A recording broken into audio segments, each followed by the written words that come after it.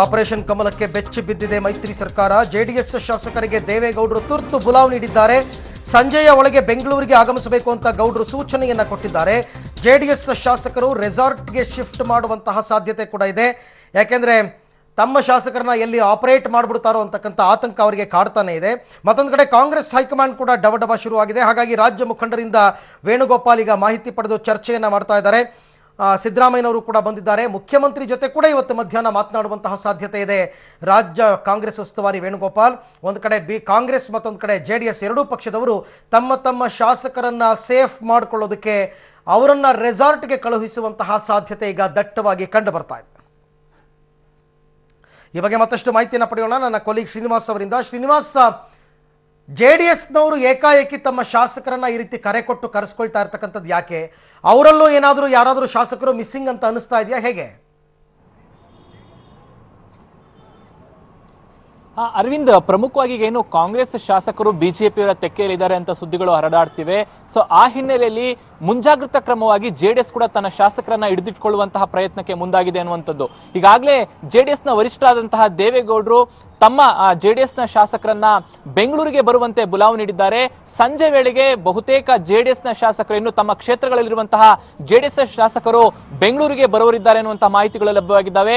ಒಟ್ಟಾಗಿ ಕೂಡಿಸಿಕೊಂಡು ಅವರನ್ನ ಒಂದು ರೆಸಾರ್ಟ್ಗೆ ಶಿಫ್ಟ್ ಮಾಡುವಂತಹ ಒಂದು ನಿರ್ಧಾರವನ್ನು ಕೂಡ ಜೆಡಿಎಸ್ ವಲಯದಲ್ಲಿ ಮಾಡಲಾಗ್ತಿದೆ. ಸೊ ಹಾಗಾಗಿ ಎಲ್ಲ ಒಂದ್ ಕಡೆ ಬಿಜೆಪಿಯವರು ಜೆಡಿಎಸ್ನ 4-5 ಜನರ ಒಂದು ಕಾಂಟ್ಯಾಕ್ಟ್ ಅನ್ನ ಮಾಡ್ತಿದ್ದಾರೆ ಅನ್ನುವಂತಹ ಮಾಹಿತಿಗಳು ಸಿಎಂ ಮತ್ತೆ ದೇವೇಗೌಡರಿಗೆ ಲಭ್ಯವಾಗಿರುವಂತದ್ದು. ಸೊ ಆ ಹಿನ್ನೆಲೆಯಲ್ಲಿ ಯಾವುದೇ ರೀತಿಯಾದಂತಹ ನಮ್ಮ ಪಕ್ಷದ ಶಾಸಕರು ಅವ್ರಿಗೆ ಬಲಿ ಆಗ್ಬಾರ್ದು ಅನ್ನುವಂತಹ ನಿಟ್ಟಿನಲ್ಲಿ ಈಗ ರಣತಂತ್ರವನ್ನು ರೂಪಿಸಲಿಕ್ಕೆ ಆ ಶಾಸಕರನ್ನ ಬೆಂಗಳೂರಿಗೆ ಕರೆಸ್ತಿರುವಂತದ್ದು. ಬಂದಾದ್ಮೇಲೆ ಎಲ್ಲಿಗೆ ಶಿಫ್ಟ್ ಮಾಡಬೇಕು ಅನ್ನುವಂತಹ ನಿರ್ಧಾರವನ್ನ ಏನು ಜೆಡಿಎಸ್ ವರಿಷ್ಠರು ಮಾಡ್ತಾರೆ.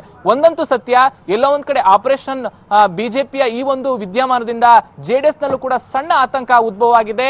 ಆ ಹಿನ್ನೆಲೆಯಲ್ಲಿ ಆ ಆತಂಕವನ್ನ ಕಂಟ್ರೋಲ್ ಮಾಡ್ಲಿಕ್ಕೆ ದೇವೇಗೌಡರು ಇವಾಗ ಈ ರೀತಿಯಾದಂತಹ ಟ್ರಿಕ್ಸ್ ಅನ್ನ ಮಾಡ್ತಿರುವಂತದ್ದು. ಅರವಿಂದ್, ಓಕೆ, ಇಂಟೆಲಿಜೆನ್ಸ್ ರಿಪೋರ್ಟ್ ಕೂಡ ಕುಮಾರಸ್ವಾಮಿ ಅವರಿಗೆ ಸಿಕ್ಕಿರಬಹುದಲ್ವಾ? ಯಾರ್ಯಾರು ತಮ್ಮ ಪಕ್ಷದ ಯಾರ್ಯಾರಿಗೆ ಗಾಳ ಹಾಕಿದ್ದಾರೆ, ಯಾರಿಗೆ ಬಿಜೆಪಿಗೆ ಹೋಗಕ್ಕೆ ಮನಸ್ಸಿದೆ, ಇದ್ರ ಬಗ್ಗೆ ಎಲ್ಲ ಒಂದು ಕ್ಲಿಯರ್ ಪಿಕ್ಚರ್ ಕುಮಾರಸ್ವಾಮಿ ಅವ್ರಿಗೆ ಸಿಕ್ಕಿರಬಹುದಾ ಅಂತ ಶ್ರೀನಿವಾಸ್?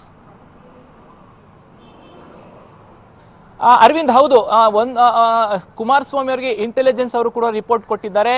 ಕಾಂಗ್ರೆಸ್ನ ಯಾವ ಶಾಸಕರು ಬಿಜೆಪಿಯವರ ಸಂಪರ್ಕದಲ್ಲಿದ್ದಾರೆ, ಜೆಡಿಎಸ್ ನಿಂದ ಯಾರೆಲ್ಲ ಹೋಗಬಹುದು ಅಥವಾ ಯಾರು ಸಂಪರ್ಕದಲ್ಲಿದ್ದಾರೆ ಅನ್ನುವಂತಹ ಒಂದಿಷ್ಟು ಮಾಹಿತಿಗಳನ್ನ ಇಂಟೆಲಿಜೆನ್ಸ್ ಅವರು ಕೊಟ್ಟಿದ್ದಾರೆ. ಸೊ ಆ ಹಿನ್ನೆಲೆಯಲ್ಲಿಯೇ ದೊಡ್ಡ ಮಟ್ಟದ ಅನಾಹುತ ಆಗಬಾರ್ದು, ನಮ್ಮ ಶಾಸಕರು ನಮ್ಮನ್ನ ಕೈ ಬಿಟ್ಟು ಹೋಗಬಾರ್ದು ಅನ್ನುವಂತ ನಿಟ್ಟಿನಲ್ಲಿ ತಮ್ಮ ಜೆಡಿಎಸ್ ಶಾಸಕರನ್ನ ಬೆಂಗಳೂರಿಗೆ ಕರೆಸ್ಕೊಳ್ತಿರೋದು. ಈಗಾಗಲೇ ಹಬ್ಬದ ಹಿನ್ನೆಲೆಯಲ್ಲಿ ತಮ್ಮ ತಮ್ಮ ಕ್ಷೇತ್ರಗಳಿಗೆ ಏನು ಶಾಸಕರು ತೆರಳಿದ್ದಾರೆ. ಇವತ್ತು ಹಬ್ಬ ಮುಗಿಸ್ಕೊಂಡು ಸಂಜೆ ಅಥವಾ ನಾಳೆ ಬೆಳಗ್ಗೆ ಒಳಗಡೆ ಅವರು ಬೆಂಗಳೂರಿಗೆ ವಾಪಸ್ ಆಗ್ಬೇಕು ಅನ್ನುವಂತಹ ಫರ್ಮಾನನ್ನ ಹೊರಡಿಸಿದ್ದಾರೆ. ಸೊ ಹಾಗಾಗಿ ಎಲ್ಲ ಒಂದ್ ಕಡೆ ಜೆಡಿಎಸ್ ಕೂಡ ಮುಂದಿನ ಅನಾಹುತವನ್ನ ತಡಲಿಕ್ಕೆ ಈಗಲಿಂದನೇ ಸಿದ್ಧತೆಯನ್ನ ಮಾಡ್ತಾ ಇದೆ ಅಂತ ಹೇಳ್ಬೋದು. ಅರವಿಂದ್, ಓಕೆ, ಥ್ಯಾಂಕ್ ಯು ತಮ್ಮೆಲ್ಲ ಮಾಹಿತಿಗಾಗಿ ಶ್ರೀನಿವಾಸ್. ಇನ್ನು ಇವತ್ತು ಬೆಳಗ್ಗೆ ಆಶ್ಚರ್ಯಕರ ಬೆಳವಣಿಗೆಯೊಂದರಲ್ಲಿ ಸಚಿವ ಡಿ.ಕೆ. ಶಿವಕುಮಾರ್ ಅವರ ನಿವಾಸಕ್ಕೆ ಕಾಂಗ್ರೆಸ್ನ ಶಾಸಕ ಆನಂದ್ ಸಿಂಗ್ ಬಂದರು. ಆನಂದ್ ಸಿಂಗ್ ಅವರು ಕೂಡ ಅತೃಪ್ತ ಶಾಸಕರ ಜೊತೆ ಮುಂಬೈನಲ್ಲಿ ಇದ್ದಾರೆ ಅಂತ ಹೇಳಿಕೆಯನ್ನು ಕೊಡಲಾಗ್ತಾ ಇತ್ತು. ಆದರೆ ಎಲ್ರಿಗೂ ಆಶ್ಚರ್ಯ, ದಿಗ್ಭ್ರಮೆ. ಏಕಾಏಕಿ ಇವತ್ತು ಡಿ.ಕೆ. ಶಿವಕುಮಾರ್ ಅವರ ನಿವಾಸಕ್ಕೆ ಆನಂದ್ ಸಿಂಗ್ ಬರ್ತಾರೆ. ಅವ್ರ ಜೊತೆನಲ್ಲಿ ಸುಮಾರು 1-1.5 ಗಂಟೆಗಳ ತನಕ ಮಾತುಕತೆಯನ್ನು ನಡೆಸ್ತಾರೆ.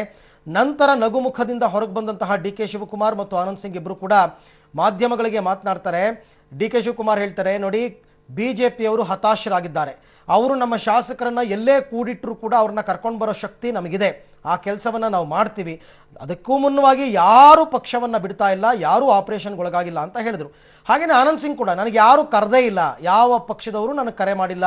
ಆಮೇಲೆ ಯಾರ್ಯಾರ ಹೆಸರು ತಾವು ಹೇಳ್ತಾ ಇದ್ದೀರಾ ಅತೃಪ್ತ ಶಾಸಕರು ಅಂತ, ಅವ್ರ ಜೊತೆ ನನಗೆ ಸಂಪರ್ಕ ಕೂಡ ಇಲ್ಲ ಅಂತ ಹೇಳಿ ಇಬ್ಬರು ಇವಾಗ ಕುಮಾರಕೃಪಾ ಗೆಸ್ಟ್ ಹೌಸ್ಗೆ ಹೋಗಿದ್ದಾರೆ. ಅಲ್ಲಿ ಕೆ.ಸಿ. ವೇಣುಗೋಪಾಲ್ ಅವರ ಜೊತೆನಲ್ಲಿ ಸಭೆ ನಡೀತಾ ಇದೆ. ನೋಡ್ರಿ, ಮೊದಲಿಂದನೂ ನಾನು ಆನಂದ್ ಸಿಂಗು, ನಾಗೇಂದ್ರ ಇರ್ಬೋದು, ಗಣೇಶ್ ಹುಕ್ಕೇರಿ ನಾವೆಲ್ಲ ಪರ್ಸನಲ್ ಫ್ರೆಂಡ್ಸು. ಯಾರು ಪಾರ್ಟಿ ಬಿಡುವಂಥ ಪ್ರಶ್ನೆ ಇಲ್ಲ. ಎಲ್ಲ ಸುಮ್ಮನೆ ಮಾಧ್ಯಮದವರು ಸೃಷ್ಟಿ ಮಾಡ್ತಾ ಇದ್ದೀರಾ, ಅರ್ಥ ಆಯ್ತಾ? ಬಿಜೆಪಿಯವರು ಪಾಪ ಹತಾಶರಾಗಿದ್ದಾರೆ. ನಾವು ಅವ್ರು ಹತಾಶರಾಗಿರೋದು,